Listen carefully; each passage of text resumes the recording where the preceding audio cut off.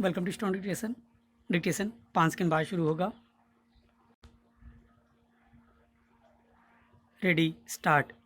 आज अधिकांश मनुष्यों के चेहरे मुरझाए मिलते हैं, तो इसका कारण यही है कि वे अपने जीवन से संतुष्ट नहीं। विराम। इस असंतुष्टि के पीछे स्पष्ट सा कारण है हमारे स्वार्थ से प्रेरित कर्म। विराम। आज प्रेम, सद्भाव, सदाचार आदि सद्गुण सिर्फ किताबी बातें बनकर रह गई हैं। विराम। ऐसे में समूची मानव जाति विकट परिस्थितियों से जूझ रही है। विराम। सभी एक दूसरे का अंधानुकरण कर रहे हैं। विराम। 10 बुरे व्यक्तियों के बीच एक अच्छे व्यक्ति को भी मजबूरन अपनी अच्छाई छोड़नी पड़ रही है। विराम। अगर वह उन जैसा व्यवहार नहीं करता तो उसे अनेक कष्टों का सामना करना पड़ता है। विराम। आज हर जगह सभी बड़ी बड़ी बातें करते दिखाई तो पड़ते हैं, परंतु वे सभी स्वयं सहज जीवन जीना चाहते हैं। विराम। ऐसा जीवन जिसमें बहुत कम करके बहुत अधिक प्राप्त किया जा सके। विराम। परिणाम स्वरूप अधिकांश लोग अपने नियत कर्म का सम्यक पालन नहीं करते। Para change. वास्तव में मनुष्य जीवन ही कर्म प्रधान है। विराम।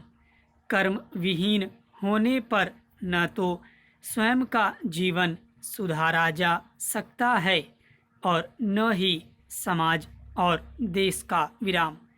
अथर्ववेद कहता है कि कर्म कृण्वन्ति मानवाः, अर्थात मानव वही है जो अपने कर्म से मुख नहीं मोड़ता। विराम।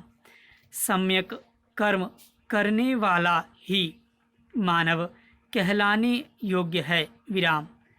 कर्म के पालन के लिए ही ईश्वर ने मानव का सृजन किया है। विराम।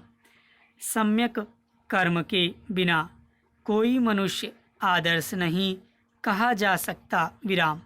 मानव शरीर के स्तर पर राम और रावण एक जैसे होने के बावजूद अपने कार्यों के कारण ही क्रमशः महामानव और महादानव कहलाए। विराम। स्वयं भगवान भी जब धरती पर अवतार लेते हैं तो उन्हें भी कर्म धर्म का पालन करना होता है। Para change. अतएव हमारे लिए आवश्यक है कि हम ठीक से सोच समझकर अपने मनुष्योचित कर्मों का पालन करें और फल की आकांक्षा के बिना निष्काम कर्म करते हुए अपने जीवन को जिएं। विराम। हमें हमेशा ऐसे कर्म करने चाहिए जो स्वहित और स्वार्थ से परे, परहित और परोपकार के लिए हों। विराम। वास्तव में परहित से बड़ा कोई धर्म नहीं है। स्टॉप।